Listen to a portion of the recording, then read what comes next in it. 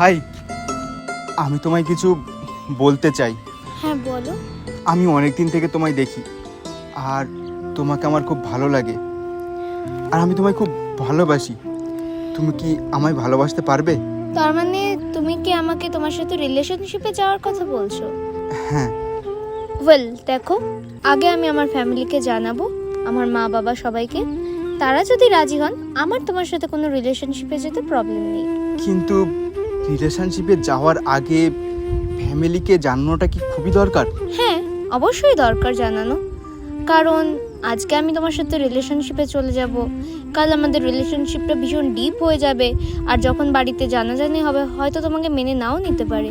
আর যদি মেনে না নেয়, তখন যদি বাড়ি থেকে জোর করে আমি অন্য জায়গায় বিয়ে করে নিই, তাহলে সেটা তোমাকেও কষ্ট দেওয়া হবে।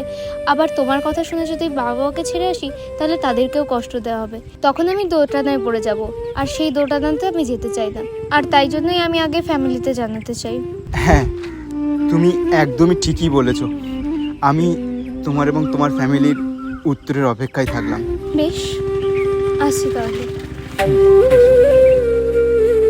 রিলেশনশিপে যাওয়ার আগে ফ্যামিলিকে জানানোটা কি খুবই গুরুত্বপূর্ণ? তোমাদের কি মতামত কমেন্টে জানিও।